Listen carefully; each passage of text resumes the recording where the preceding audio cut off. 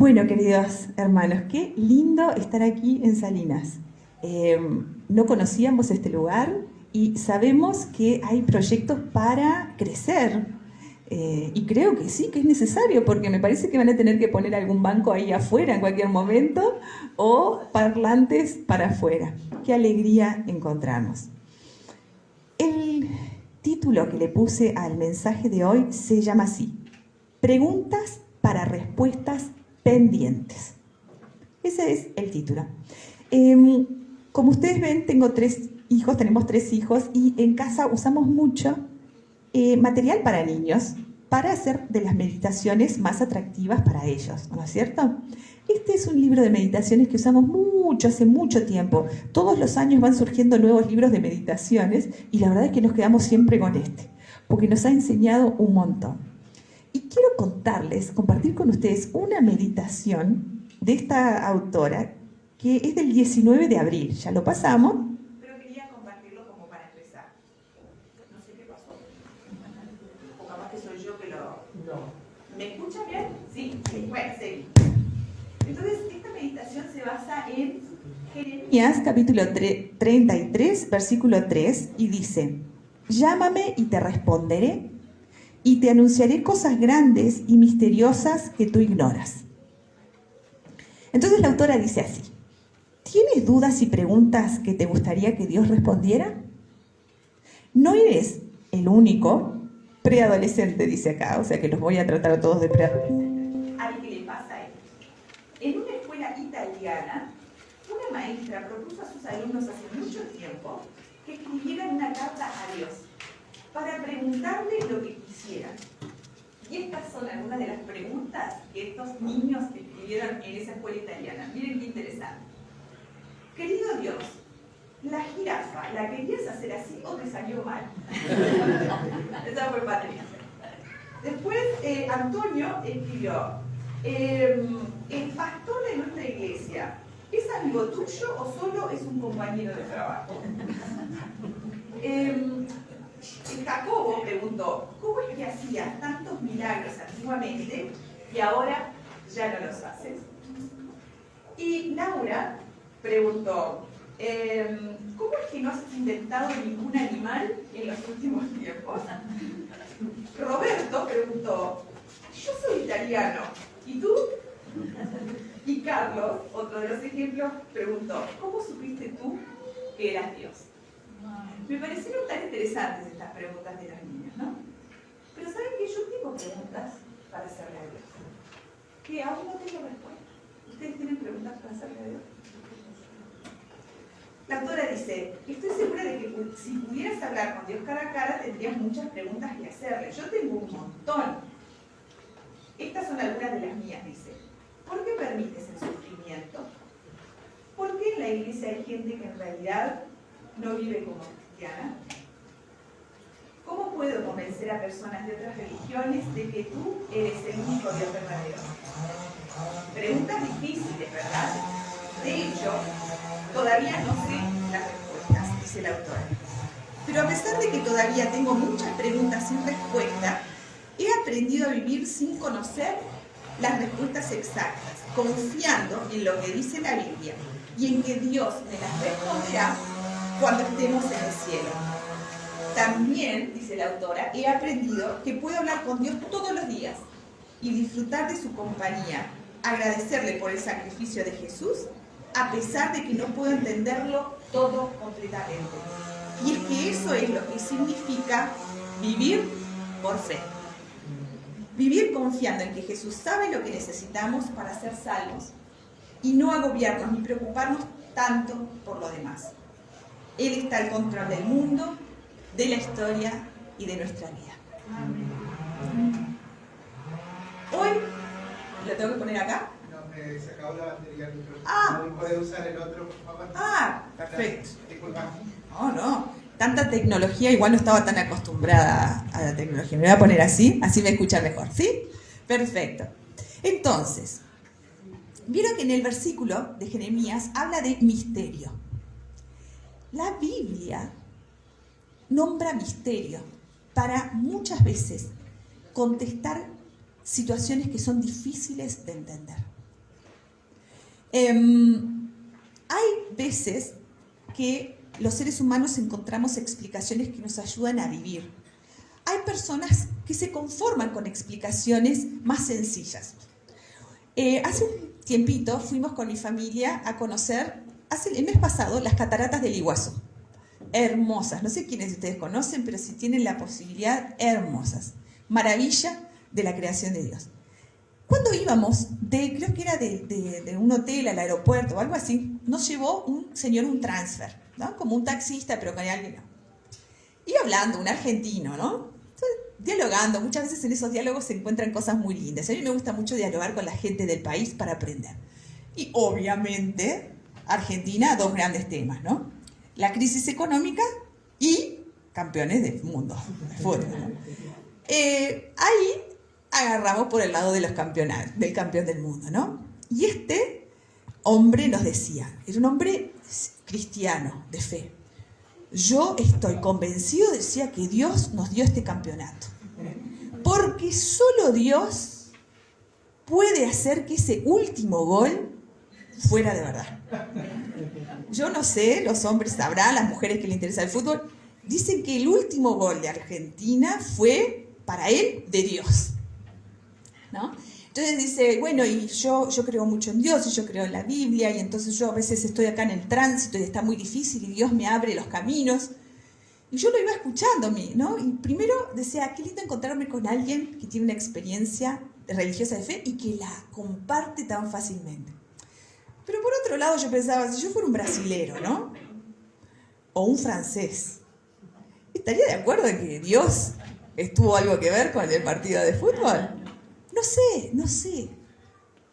Si yo les pregunto a ustedes, ¿está bien que este señor argentino tenga tan en claro que Dios está detrás del partido de fútbol, de que se le abran No sé, hermanos, cada uno vive su fe como la vive, como quiere vivirla. Pero lo que quiero decir es que a veces, como cristianos adventistas, nos olvidamos del misterio.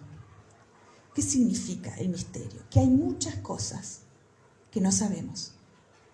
Y Dios dejó escrito en su Biblia la palabra misterio para que nosotros humildemente aceptemos que hay cosas que no tienen explicación en este mundo. Y que muchas veces es más humano, empático, inteligente decir no sé que buscarle una explicación a las cosas. A veces como cristianos queremos encontrarle toda una explicación. ¿Por qué se mueren los niños de cáncer? ¿Por qué sufren las personas? Bueno, porque el enemigo... Hermanos, deberíamos también muchas veces usar no sé. Pero ese no sé para nosotros no es eterno. Ese no sé tiene una fecha de caducidad. ¿Cuándo? Cuando nos encontremos cara a cara con nuestra roca, como cantábamos, ¿no?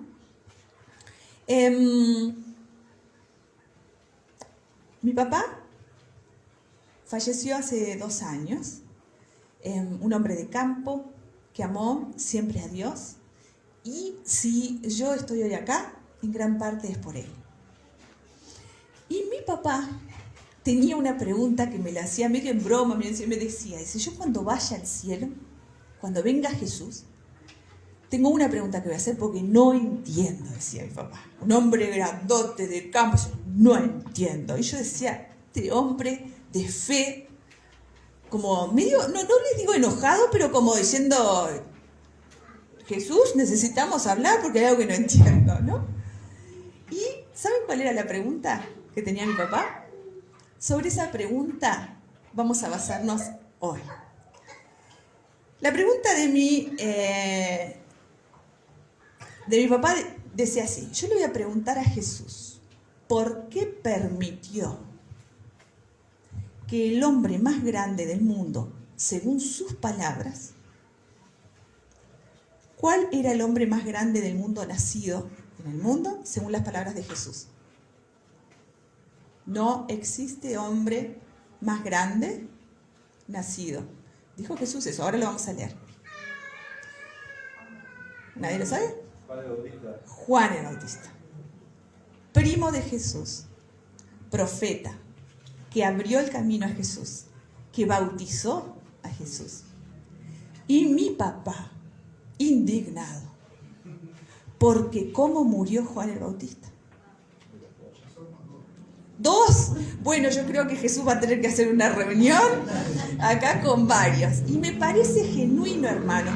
Vayamos juntando preguntas, porque la Biblia dice, yo voy a contestar. Vayamos juntando preguntas. Y ¿quién sabe cómo murió Juan el Bautista? ¿Por qué fue tan indignante la muerte de Juan el Bautista? Ahora vamos a estudiarla. Entonces, vamos a buscar en Juan capítulo 3, del 22 al 35.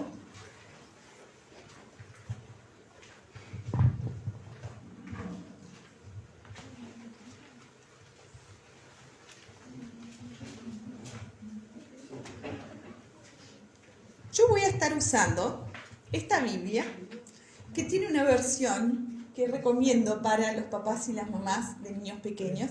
Es una versión muy linda para niños, pero también para todos nosotros, ¿no?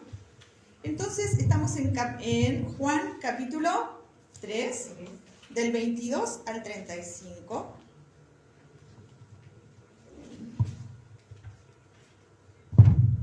Y voy a leer de esta Biblia, que dice así. Después de esto, Jesús fue con sus discípulos a la región de Judea y estuvo allí algún tiempo con ellos, bautizando a la gente. En ese tiempo, Juan el Bautista todavía no había sido encarcelado y también estaba bautizando en el pueblo de Enón, cerca de un lugar llamado Salim. Entonces, algunos de los discípulos de Juan comenzaron a discutir con un judío. Entonces, el versículo 26. Entonces fueron a ver a Juan y le dijeron, Maestro, ¿recuerdas a aquel de quien nos hablaste, el que estaba contigo al otro lado del río Jordán? Pues bien, ahora él está bautizando y todos lo siguen. Juan el Bautista fue anunciado de una forma milagrosa. Y desde bebé, antes de nacer, tenía un gran propósito. Juan, cuando creció, para aquellos que no conocen la historia, pueden encontrarla en los evangelios, predicaba en el desierto. Y predicaba la venida ¿de quién? De Jesús. Pero no solo predicaba la venida de Jesús, predicaba el amor de Dios, bautizaba. Cuando Jesús quiso iniciar su trabajo público en esta tierra, ya venía trabajando de forma más privada. Público, ¿qué hizo? Se acercó ¿a quién? A Juan. Juan tuvo el privilegio ¿de qué? De bautizar a Jesús. ¿Se acuerdan lo que le dijo Juan a Jesús? No, no soy yo el que te tiene que bautizar a vos. Sos vos el que me tenés que bautizar a mí. Pero ¿qué le dijo Jesús? Tranquilo. Vamos a dejar esto como un ejemplo. Pero no solo eso. Después de que Jesús fue bautizado, siguió con su ministerio, Juan también siguió con su ministerio. Y Juan tenía sus propios discípulos. Y miren la naturaleza de los discípulos. ¿Qué sentían estos discípulos al sentir que Jesús tenía más gente y más éxito? ¿Qué creen que sentían estos discípulos? Che, mirá, ¿te acordás de aquel que bautizaste? Está mucho más popular que nosotros. Tiene mucho más gente. ¿Qué sentían estos discípulos? Y un poquito de... no sé, vamos a no juzgar demasiado, pero por lo pronto había un poquito de competencia, ¿no es cierto? La sabiduría de Juan al contestar.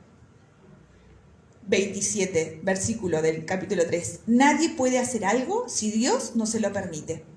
Ustedes mismos me escucharon decir claramente que yo no soy el Mesías, sino que fui enviado antes que Él para prepararlo todo. En una boda el que se casa es el novio y el mejor amigo del novio se llena de alegría con solo escuchar su voz. Así de alegre estoy ahora, porque el Mesías está aquí. Él debe tener cada vez más importancia y yo tenerla menos. Maravilloso. otra demostración, de otro aspecto. Ya venimos hablando de un aspecto de Juan maravilloso. Un hombre comprometido, consagrado, en el desierto,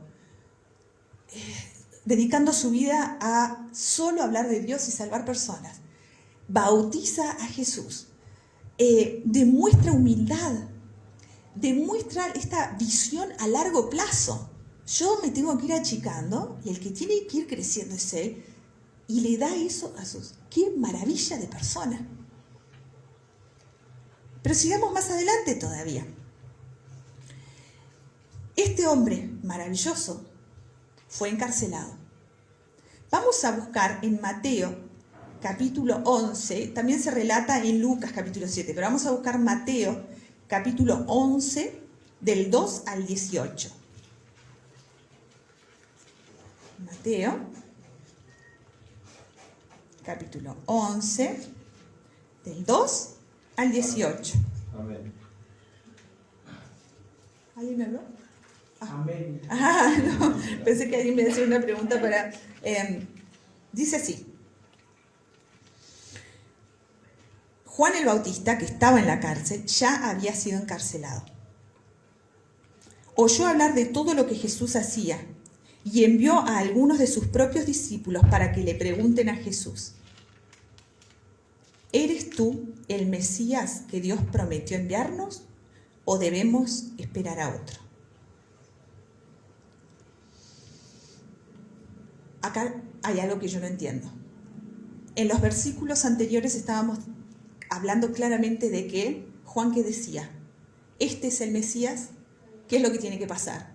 Él va a crecer y yo voy a disminuir. Acá Juan duda. Quiero ponerles en contexto. ¿Saben cuánto hacía que estaba Juan en la cárcel cuando emitió esta pregunta? ¿Un mes? ¿3 meses? ¿6 meses? Juan hacía 1 año y medio que estaba en la cárcel cuando emitió esta conducta. 1 año y medio en una cárcel como la de aquellos tiempos, encerrado, sin luz, lleno de animales, sin las mínimas y básicas condiciones. El hombre que bautizó a Dios, encarcelado por un año y medio. ¿Y por qué es que Dios permite que esta pregunta esté en la Biblia, hermanos? Porque si Juan dudó cuando estaba sufriendo, es porque Dios amablemente nos dice: yo entiendo que en tu humanidad, cuando sufras, también puedas dudar. Dios nos da, desde lo psicológico, esto es muy importante, Dios nos habilita a sentirnos débiles.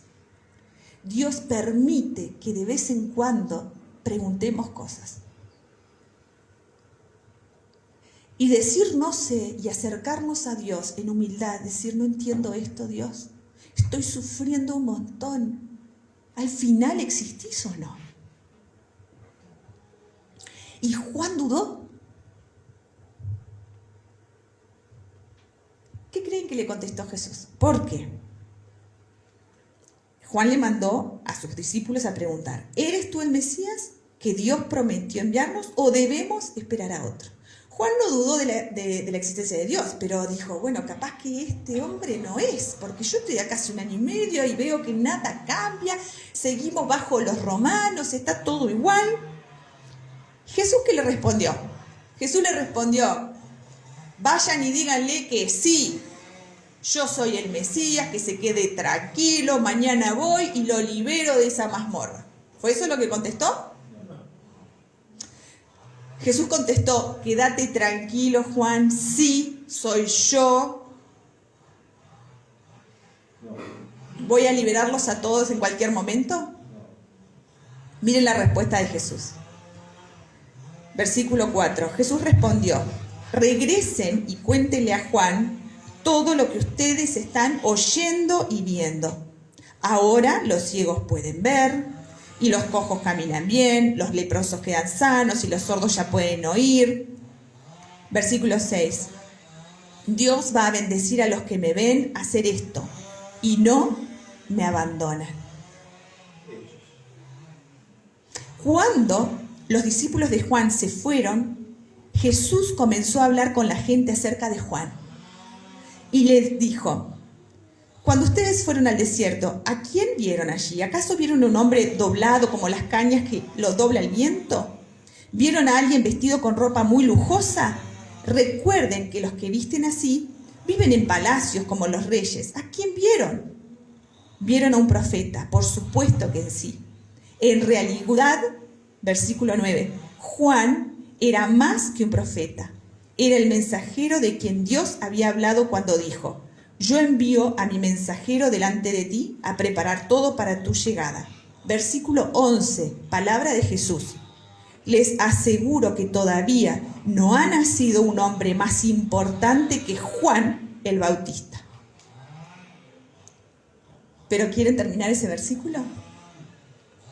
Pero en el reino de Dios, la persona menos importante es superior a Juan.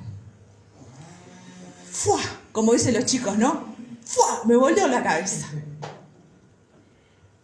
Porque qué maravilla de mensaje nos está dejando Dios en este momento.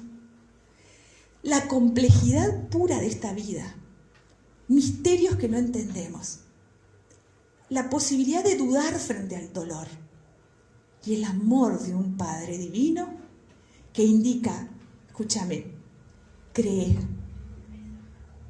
En este momento no te toca que yo te libere. En este momento a vos, Juan, te toca sufrir. Y a otros les toca vivir. Mientras estás viendo que otros se sanan, se curan de sus enfermedades y son felices, vos vas a morir. ¡Wow! Vivimos en una época, hermanos, donde la religión está muy asociada a el materialismo, el consumismo y el positivismo. Si Dios está en tu vida, todo te tiene que ir bien. Vas a cambiar el auto, no vas a enfermarte, vas a tener mejor trabajo. ¿Es eso lo que le está diciendo Jesús acá a Juan? ¿Es esto lo que la Biblia quiere enseñarnos hoy al leer esto? A veces nos toca estar en esta vida dura del lado de los que reciben milagros, como en ese momento los discípulos de Juan vieron, y a veces nos toca estar en la mazmorra sufriendo. ¿Cuál de los dos está más cerca de Dios? Los dos. ¿Por qué uno le toca sufrir al otro? Misterios de Dios. Agradezco a Dios por la complejidad del mensaje bíblico. Porque la Biblia no es lineal, no es vos haces esto y te pasa esto. Sí, algunas veces sí, pero la espiritualidad humana tiene la complejidad que Jesús le contestó a Juan. Porque podría haberle contestado: sí, Juan, quédate tranquilo, primo, tranquilo. No, le dio para pensar. Pero vamos, entonces Jesús no le contesta directamente, ¿no? Más bien le dice a sus discípulos que relaten lo que ven. Quizá Juan quería saber si sería liberado, pero Jesús le respondió con la vida misma en esta tierra, que no es lineal, no es sencillo, es compleja. Vamos a la muerte injusta. Acá vamos a ver cómo murió Juan. Vamos a Mateo, que estamos ahí cerquita, capítulo 14. Y vamos a leer ahora la razón de por qué mi papá no podía con esta muerte. Muerte injusta, 14 del 1 en adelante. En aquel tiempo, Herodes Antipas era gobernador de Galilea. Y cuando supo lo que la gente decía acerca de Jesús, un día le dijo a sus asistentes: en realidad ese Jesús es Juan el Bautista, que ha vuelto a vivir, por eso tiene poder para hacer milagros. Estaba con un miedo Herodes. ¿Sabes por qué tenía miedo? Porque, ¿saben lo que había hecho? Ahora viene la historia. Tiempo atrás, Juan el Bautista le había dicho a Herodes, lo que has hecho no está bien. Herodías es la esposa de tu hermano Filipo y tú se la quitaste para casarte con ella. Entonces Herodes se enojó contra Juan y ordenó que lo arrestaran, lo encadenaran y lo pusieran en la cárcel. O sea que no solo estaba arrestado, estaba encadenado. Herodes quería matar a Juan, pero no se atrevía a matarlo porque le tenía miedo a la gente, pues muchos creían que Juan era un profeta. Cuando Herodes celebró su cumpleaños, la hija de Herodías bailó delante de los invitados. A Herodes le gustó mucho el baile de la muchacha, por eso prometió darle lo que ella pidiera. En otra versión dice, te daré hasta la mitad de mi reino, que era un dicho en aquel tiempo. Si me pedís la mitad de mi reino, no se lo ibas a dar, estamos de acuerdo, como es una expresión, te lo doy. Pero quiero que piensen en el contexto. Seguramente esta era una fiesta donde había alcohol, un montón de hombres borrachos, lascivos, una muchachita seguramente muy linda, con un baile sensual, conquista a este hombre, que, como rey, quiso demostrar su poder. Miren esta chica. Escúchame, chiquita, te doy lo que vos quieras. Orgullo, borracho, lascivia, pecado, todo lo que está mal. Todo lo que está mal. Y en ese contexto, Herodías escuchó esto y convenció a su hija de que le pidiera a Herodes la cabeza de Juan el Bautista, el hombre más grande nacido sobre la tierra según Dios. Una chica que acababa de bailar, semidesnuda, con el poder de matar al hombre más grande. ¡Wow! Cualquiera diría que Dios intervendría, ¿no? Estamos hablando de su mejor hombre. Al oír esto, Herodes se puso muy triste, pues había prometido darle todo lo que ella le pidiera y no podía romper su promesa hecha delante de sus invitados. O sea que hasta por vergüenza, porque no quería hacerlo, pero no le voy a quedar mal acá yo con todos los otros, ¿no? Entonces, así que no tuvo más remedio y ordenó a sus sirvientes que le dieran a la muchacha lo que pedía. Entonces los sirvientes fueron a la cárcel y le cortaron la cabeza a Juan así nomás, la pusieron en un plato y se la llevaron a la muchacha y ella se la entregó a su madre. Injusticia de injusticias. Los discípulos de Juan pasaron a recoger el cuerpo de su maestro y lo enterraron. Después fueron y le contaron a Jesús lo que había sucedido. Muerte indignante.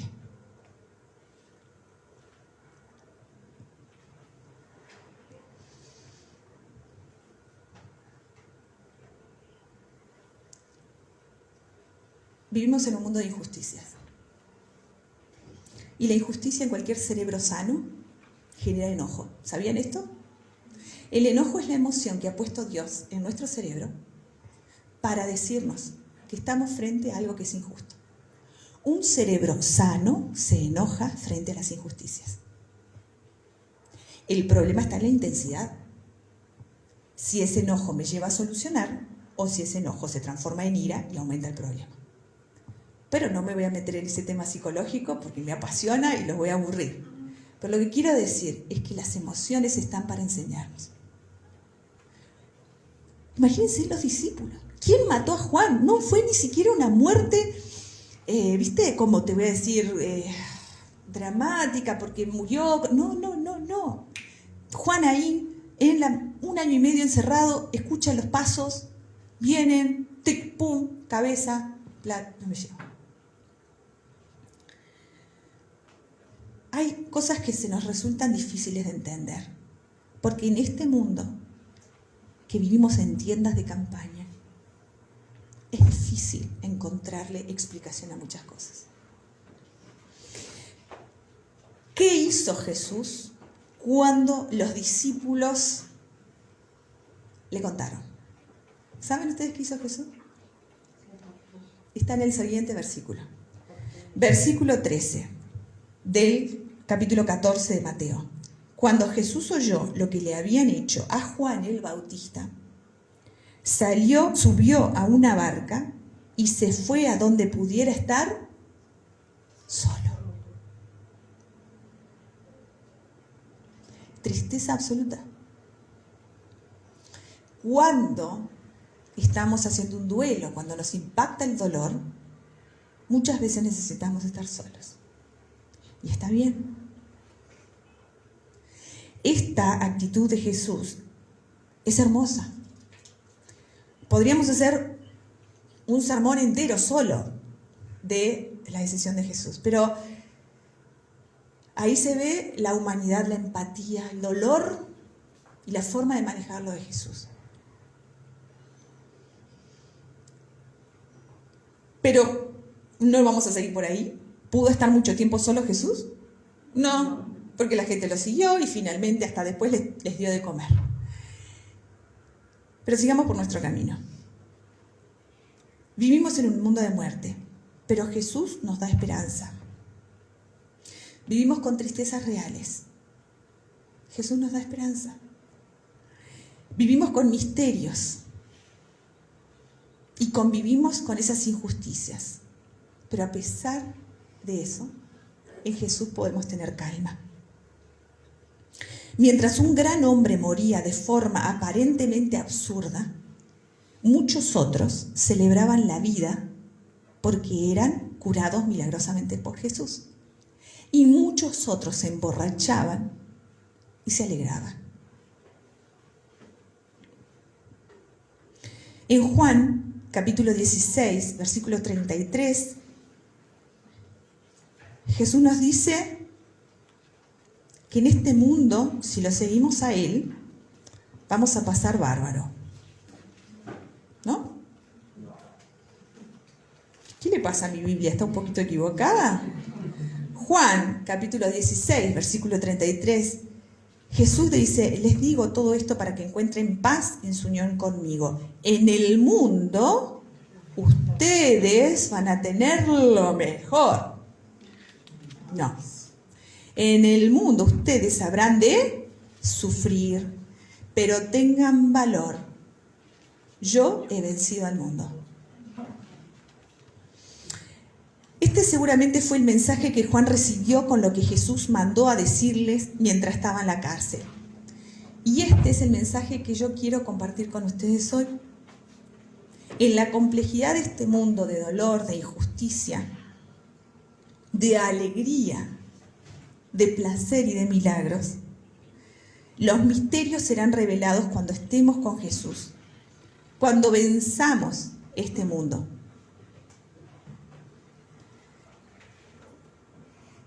Ahora entonces, si es así, Pamela, ¿por qué ser cristianos ahora? A ver, si vamos a sufrir, no vamos a sufrir, ¿qué ventaja tiene hoy venir a la iglesia? ¿Qué ventaja hay de que hoy te hayas levantado y en vez de quedarte en tu cama hayas hecho el esfuerzo de venir hoy acá? ¿Qué ventaja tiene? Nosotros, hermanos, en Juan, vamos a buscar Juan capítulo 6, supónganse que a nosotros nos toca vivir un momento muy duro. Los invito a que piensen en el momento más doloroso de su vida hasta este momento. Seguramente vendrán muchos momentos difíciles en sus vidas. Si son humanos y si viven en este mundo, habrán pasado por momentos de mucho dolor. Quiero que piensen en uno o en el más doloroso. Quiero que piensen qué hubiera sido de ustedes si no contaban con fe.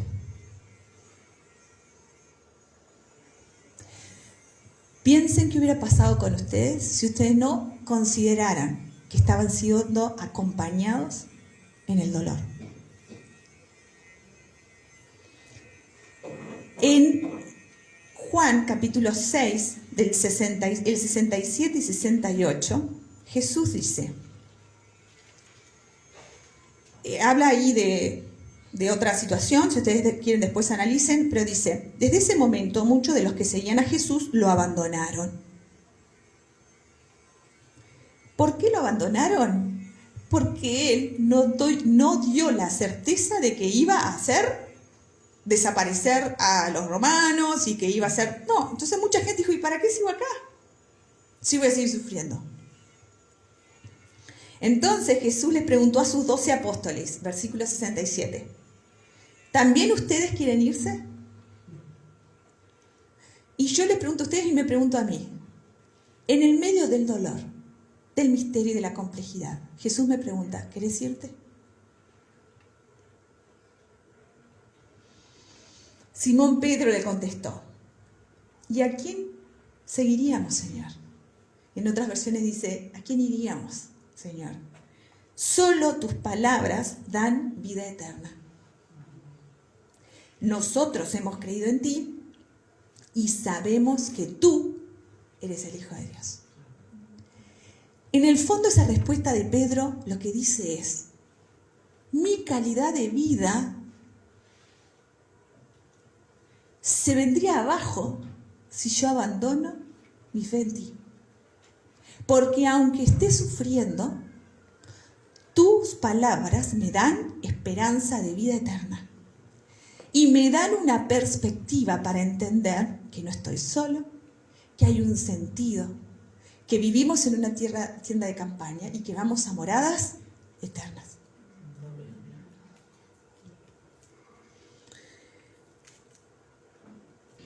¿Por qué estamos hoy acá? Porque creemos en la vida eterna. Porque tenemos una experiencia que nos da sentido aún en los misterios. Porque tenemos compañía y esperanza que provee paz y alegría aún en los momentos más difíciles.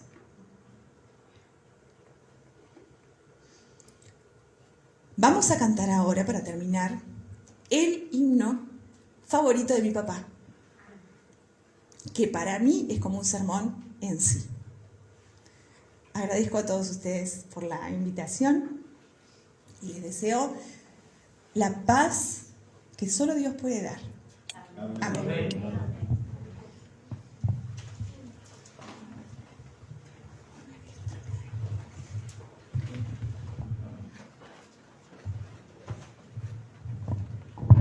Oremos.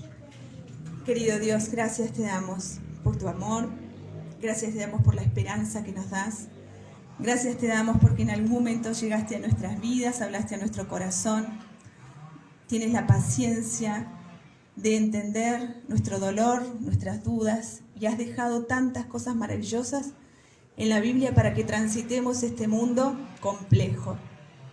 Ayúdanos a disfrutar los momentos lindos, agradeciéndote a ti por esa bendición, y ayúdanos a transitar los momentos malos, aferrados de tu mano. Quédate con esta iglesia, con los hermanos que representan, quédate con el barrio, ayuda a que esta iglesia pueda seguir creciendo, avanzando, y ayúdanos a que al salir hoy de aquí podamos tener la certeza de estar más cerca de ti. Que podamos, Señor querido, ser dignos de ser llamados cristianos en este mundo. En el nombre de Jesús. Amén. Amén.